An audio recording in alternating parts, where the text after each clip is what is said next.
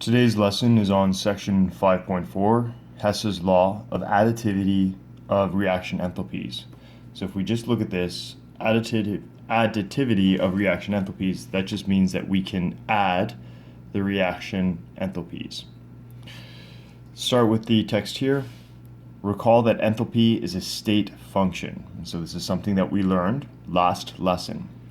It doesn't matter how the system gets to that state, or how the system arrives at that change of enthalpy or that change of heat content, the value will always be the same.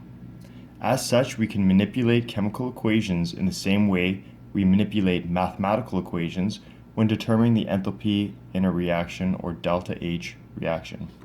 The diagram here shows that if you wanted to go from nitrogen and oxygen to nitrogen dioxide, you could simply go along this endothermic reaction, and that would require an input of 34 kilojoules of heat. Alternatively, you can take this reaction pathway, take nitrogen and oxygen, input 90 kilojoules of heat, and get nitrogen monoxide. Then take nitrogen monoxide, it loses negative 56 kilojoules of heat and arrives at nitrogen dioxide. But again, the potential energy is still the same. So it doesn't matter if you go this way or if you go this way to arrive at nitrogen dioxide, the overall enthalpy change will still be the same. Here's Hess's law. The value of delta H for any reaction that can be written in steps equals the sum of the values of delta H for each of the individual steps. Now that sounds quite complicated, but what we'll see is it actually is a fairly simple concept. In other words, we can add/subtract chemical equations and then add/subtract their delta H's to arrive at the final delta H of reaction. Hess's law is best taught or best explained using an example. So let's take a look at example 1. Determine the heat of reaction for ammonia reacting with oxygen to form nitrogen dioxide and water. And given the following. So what we have here is we have some space to write the formation reactions for nitrogen dioxide gas, the formation reactions for water gas, and the formation reactions for ammonia gas.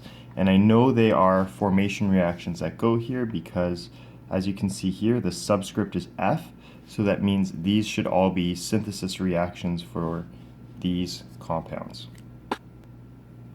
So if I start by writing the synthesis reaction or the formation reaction for nitrogen dioxide, I know that nitrogen dioxide is going to be the product,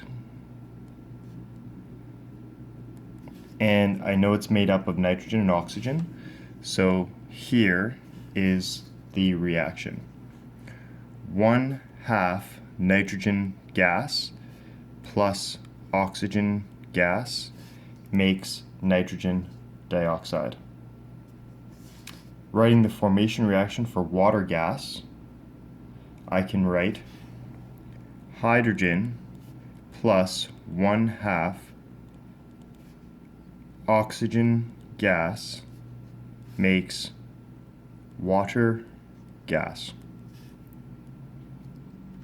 Writing the formation reaction for ammonia, so I'd write 1/2 nitrogen gas plus 3/2 hydrogen gas makes ammonia gas. So let's take a second to look at my coefficients here. The reason why I have written 1/2 nitrogen is because I only have one nitrogen in the product, and in the reactants I have 2 nitrogens, so therefore I have to divide it by 2 just to get my 1 nitrogen. Same thing over here, I only have 1 oxygen in my product. Over here, oxygen comes as a diatomic molecule, O2, so I have to multiply it by 1/2 to get the 1 oxygen. And if we look over here, I have 1 nitrogen, so therefore 1/2, but I have 3 hydrogens here, so I'm going to multiply that by 3/2 so that these 2's will cancel and I'll end up with 3 hydrogens in my product. So far what I've done here is essentially review from the previous lesson.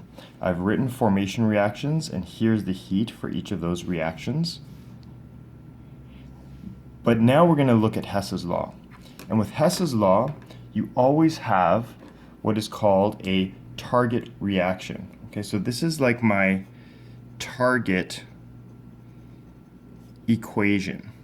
And the reason why I call it the target equation is because I am going to rearrange these in order to get to this equation.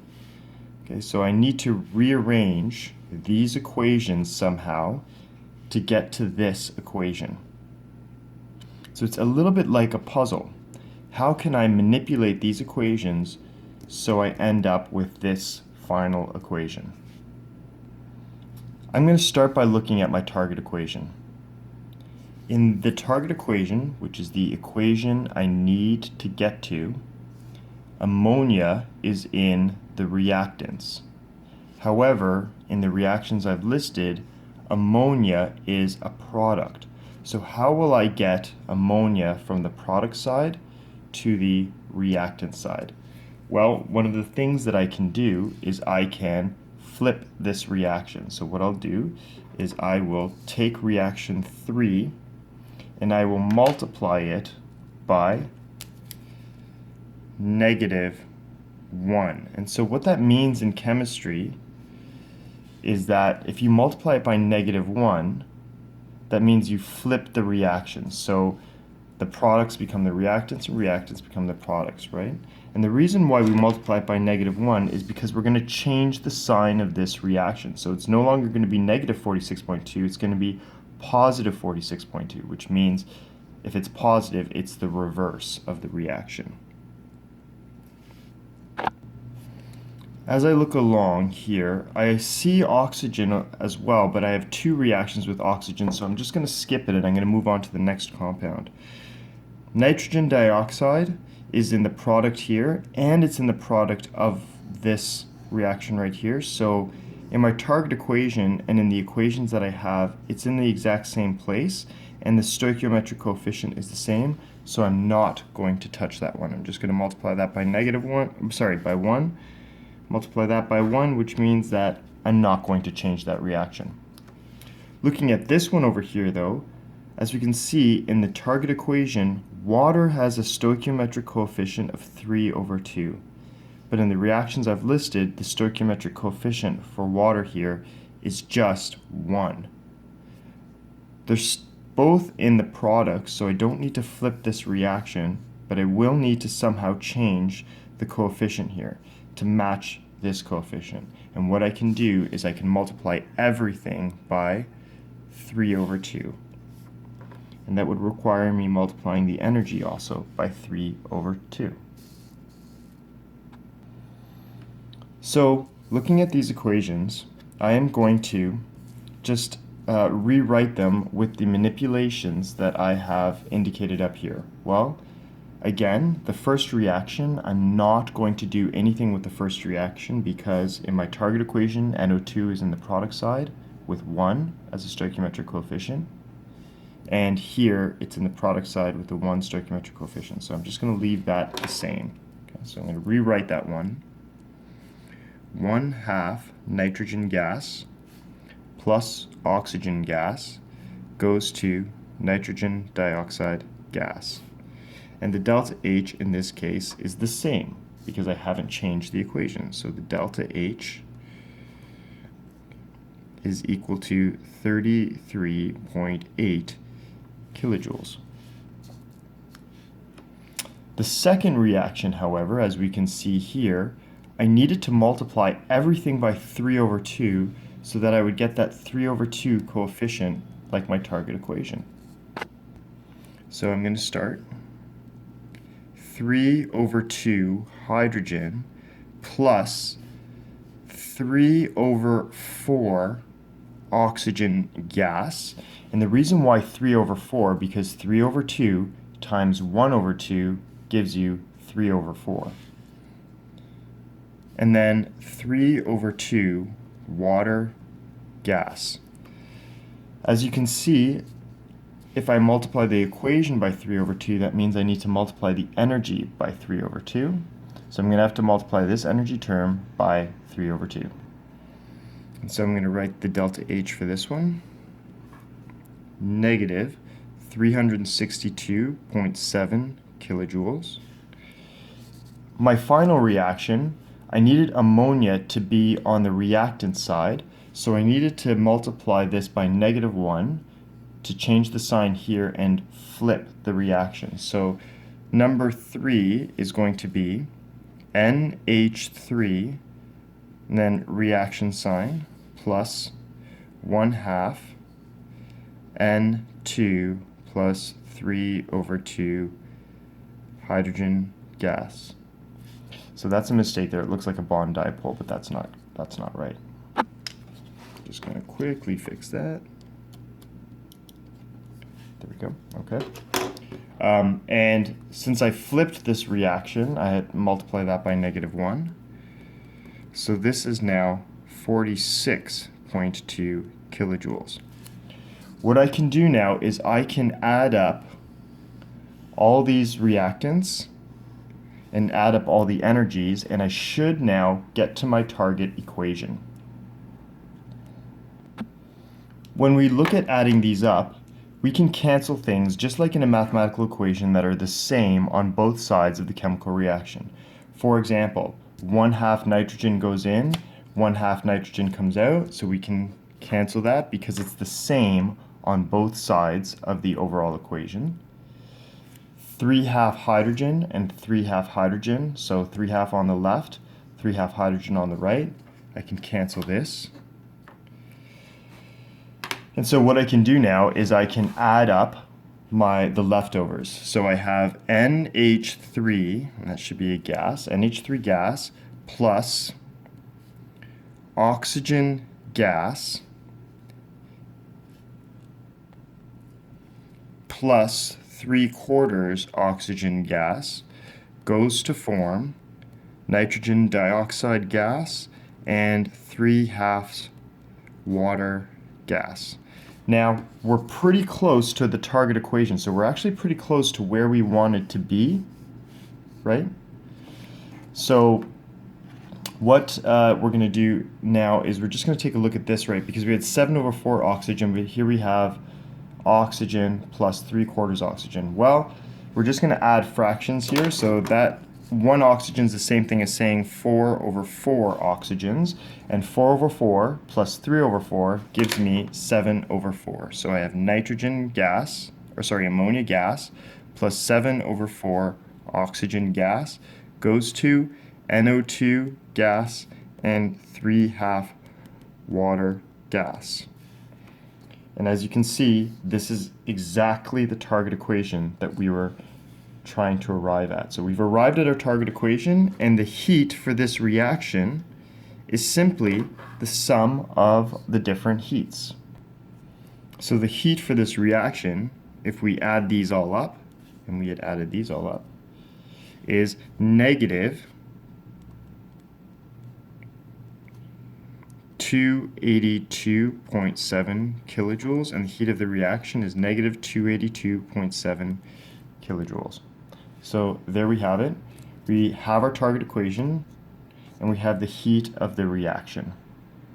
So we were able to get the heat of the reaction by taking all these individual reactions, rearranging them, manipulating their heat terms, and now this right here is our final answer. The second example is no different than the first one. So here we go. We have our target reaction, and we need to find the heat for this reaction. So again, we're going to manipulate these equations so that we arrive at our target equation. So we want to take all these equations, flip them, do some multiplication, and then add them all together so that we arrive at this right here.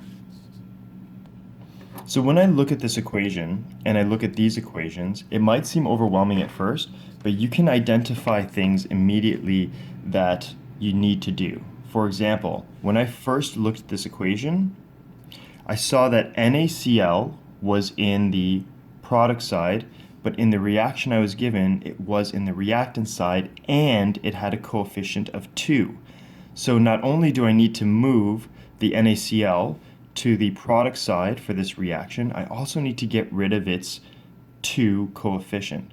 So just like the previous example, if I want to flip this reaction, I'm going to have to multiply this by -1, and I'm going to have to do this by -1, but I also need to get rid of that 2 coefficient. So to get rid of that 2 coefficient, I'm going to multiply this entire thing by -1/2 because 1 over 2 times 2 is going to give me 1 sodium chloride. Looking over here, HNO2. Again, it's in the product side with a coefficient of 1, but in the reaction I'm given, it's in the reactant side with a coefficient of 2. So again, I need to flip this reaction to bring HNO2 to the other side, and I need to get rid of that 2 coefficient. So I'm going to multiply this by -1 over 2, and I'm going to have to multiply this by -1 over 2.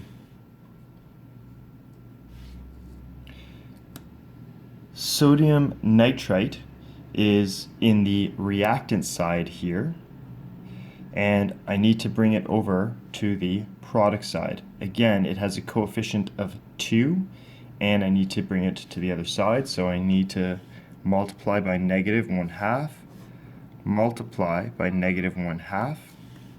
The last thing that's in this reaction is HCl, and I've already dealt with that because HCl in this reaction is on the product side, but of course, look, I'm flipping it with the -1, and I'm dividing it by 2, so that's effectively going to bring it to the other side.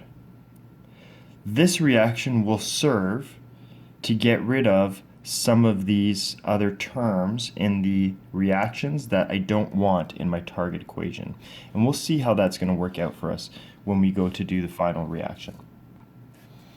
So before I continue, I see here that N2O, which isn't in my target equation, is going to go on the other side, and it's going to have a coefficient of 1/2.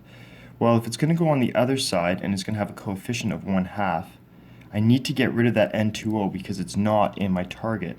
But there's an N2O here which would be on the opposite side, so I need to give it a coefficient of 1/2 so that it will cancel. So I'm going to take this one and I'm going to multiply it by 1/2, and I'm going to have to multiply this one by 1/2.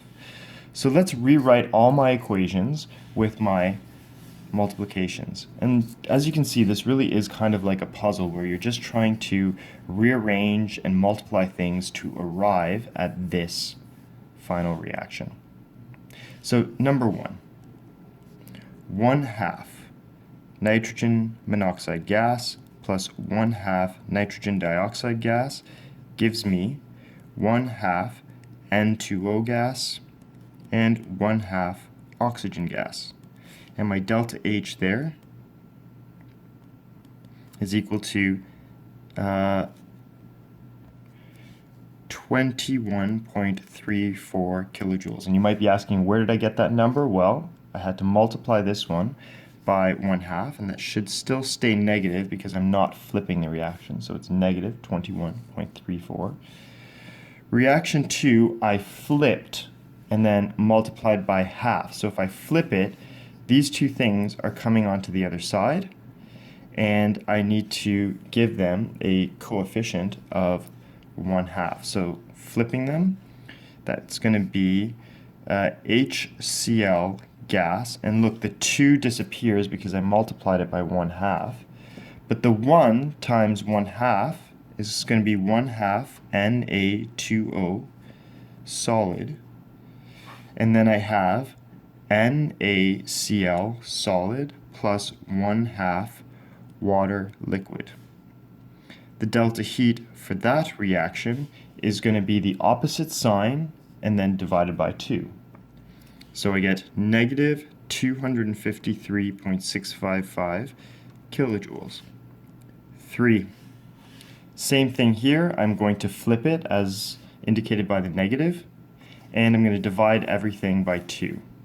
So 1/2 N2O gas plus 1/2 oxygen gas plus 1/2 water liquid gives me HNO2 liquid. The delta H for that reaction, since it's negative 1/2, is going to be negative divided by 2. So 34.35 divided by 2, and it's going to be negative, so negative 17.175 kilojoules. The final reaction, again, same thing. Flip it, divide everything by 2, and multiply by, the negative 1 causes it to flip, and then I divide everything by 2. So NaNO2 solid goes to form 1/2 NO gas plus 1/2 NO2 gas plus 1/2 Na2O solid. The heat for that reaction is going to be positive and divide by 2. It's positive because I multiply by negative, and they're both negative, and then divide by 2. So 427.14 divided by 2 is equal to 213.57 kilojoules. Now the fun part here is I'm going to take a look and I can cancel out things that appear on both sides. So let's start over here. 1/2 nitrogen monoxide on the left side, 1/2 nitrogen monoxide on the right hand side. I can cancel that. 1/2 nitrogen dioxide gas, 1/2 nitrogen dioxide gas. I can cancel that. 1/2 N2O gas, 1/2 N2O gas, again on opposite sides. Cancel, cancel.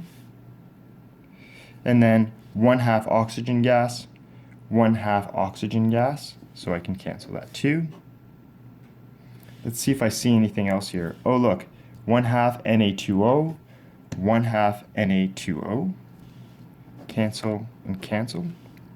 So now I can add up my different reactions, add these all up, and I get HCl gas. Let's see everything else on the, okay, plus 1/2 water liquid plus NaNO2 solid, NaCl solid, HNO2 liquid, and oh, I also have to add that 1/2 water. I didn't add it. But look, I forgot to cancel them. I didn't see that. They could cancel. You have 1/2 water on this side and 1/2 water on that side. So look, I can cancel them and cancel them. And I end up, as you can see, with my target equation.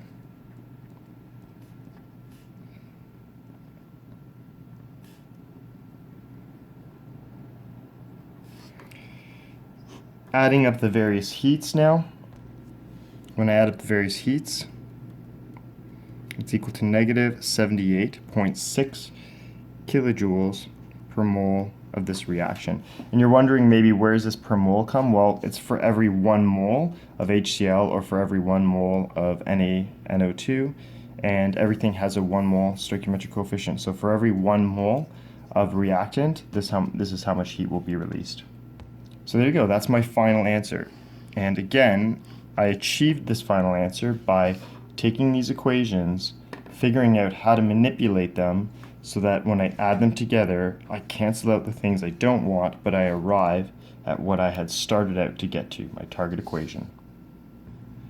On the next page, we can use what we just learned to actually come up with a more simplified version using standard enthalpies of formation. So this section will be for proving our final law.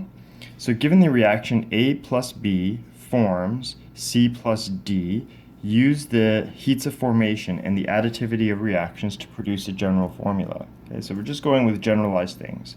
So if I have, so my first reaction will be elements producing A, and so I have the heat of formation of A. 2. Elements come together to react to form B. And so I have heat of formation of B. Now the reason why I'm using these, remember a heat of formation or a formation reaction is a synthesis reaction. So it's all the elements come together to make that compound. 3, all the elements come together to make C. So I have the heat of formation of C. And all the elements come together to make D. So I have the heat of formation of D. Now, my target equation is A plus B forms C plus D, and as we can see here, A plus B are on the wrong side. We need to flip it, which means that I need to take these equations, multiply these equations by -1, which means to flip them, and that means multiplying their heat of formation to be -1. So then, rearranging my equations, I now have A forming the elements, and I have negative heat of formation of A, B forming the elements, negative heat of formation of B. These ones stay the same because the C and D are on the correct side, so I have elements forming C, heat of formation of C, 4 elements coming together to form D, heat of formation of D. And so when I add up all these reactions, the elements will all cancel because they will be the same on both sides. I end up with my target equation, and I add up these heats, and so as you can see, I'll have the heat of formation of C plus the heat of formation of D minus the heat of formation of A minus the heat of formation of B. Since these are both negative, we can factor out the negative and we can go, so the heat of reaction, right? And so remember, the heat of reaction, you just add all these up, so that's what we did here, is basically the heat of formation of C plus the heat of formation of D, factoring out the negative, heat of formation of A plus the heat of formation of B. So as you can see, I'm actually adding up the heats of formations of the products, then subtracting the sum of the heats of formation of the reactants. And so this is what leads us to Hess's law. So any heat of reaction, you can calculate this by this formula. The heat of reaction is equal to the sum, and that's sigma, and that just means sum. You add up all the number of moles times the heat of formation of the products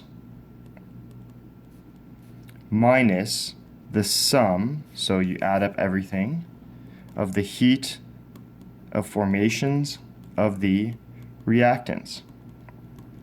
And so writing that out in plain English, okay, so the heat of reaction is equal to the sum of N times the heat of formation of each product. So you add N times delta HF of each of the products. Then you subtract it by, again, you have to sum up of N delta H of formation of each reactant. Just a reminder here that the delta H of elements is always 0. So example 3. Using the standard tables of heats of formation to calculate the standard heat of combustion of butane. So what I'm going to do is I'm first going to come up with the reaction to find the standard heat of combustion.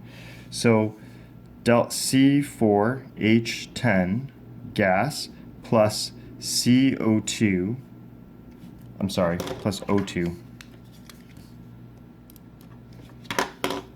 gas forms CO2 gas plus H2O liquid. And remember that the water is always liquid in these chemical equations because at SATP water is a liquid. And so what we need to do is we need to find here the heat of reaction. And the reaction in this case is combustion, so we can say, instead of writing the reaction, we can be more specific and say combustion, because it's a combustion reaction. So we need to find these two things. They're the same. So we're going to use our formula here. Okay? And we have to have our standard tables of heats, which you should be getting today. They're long foolscap pages, and you just look up the different values. So I start with my formula. Delta H of the reaction is equal to, and so what I'll do is I will add up the sum of N delta HF of all the products. And I'm just realizing that I did not balance that chemical equation, so we're just going to quickly go back and do that. 4 carbons, 10 hydrogens, 10 hydrogens. So I look on this side, 4 times 2 is 8, plus 5. 8 plus 5 is 13. So then 13 over 2, so that, again, those 2 cancels, and I get 13 oxygens. Okay. So, again, sum of the N times delta H of each of the product. Well, one of the products is carbon dioxide. So I'm going to take the moles of carbon dioxide multiplied by the heat of formation of carbon dioxide plus the moles of water as a liquid times the heat of formation of water as a liquid, subtract from the moles of C4H10 times the heat of formation of C4H10 plus the moles of oxygen times the heat of formation of oxygen gas. So again, moles times the heat of formation of each of the products, I add those up. Moles of heat of formation and moles times heat of formation of all the reactants, and I add those up. So let's just take our table and start substituting the values. Moles of carbon dioxide is 4 moles of carbon dioxide times, and the heat of formation of carbon dioxide, you look it up on your long table. So you look up carbon dioxide on your long table, it should be under carbon compounds, and it's negative 394 kilojoules per mole, plus moles of water, 5 moles, and then the heat of formation of water as a liquid, again, you look it up on your periodic table, is negative 286 kilojoules per mole, and make sure that you're using the correct state. So you're using it as liquid water and not as water vapor. So I'm going to add these things up, that's this portion right here, and then I'm going to subtract, well, I have 1 mole of butane, and then I look up the heat of formation of butane gas, and the heat of formation of butane gas is negative 126 kilojoules per mole. Moles of oxygen is 13 over 2, but remember that the delta H of elements is always 0, so I'm just going to multiply that by 0. This is nothing, it's just going to cancel out, so I don't actually have to worry about this thing for this term for oxygen, because the delta H of formation of the element is always 0. So then it's just a matter of calculating this. Put these values into my calculator, come up with the answer, and I get negative 2880 kilojoules per mole. And you might be wondering, well, don't the moles cancel, right? True, and you would end up with kilojoules, but you would end up with kilojoules for this reaction for every 1 mole of C4H10. It is not incorrect to write this as well, but this per mole indicates we have done all these calculations for every 1 mole of C4H10. Okay, and so this is the lesson. And again, you can find these values on your long foolscap sheet that has all the heats of formation of all the different substances that we're going to be studying in this course. Thank you for watching. If you have any questions, I'm typically available at lunch and after school.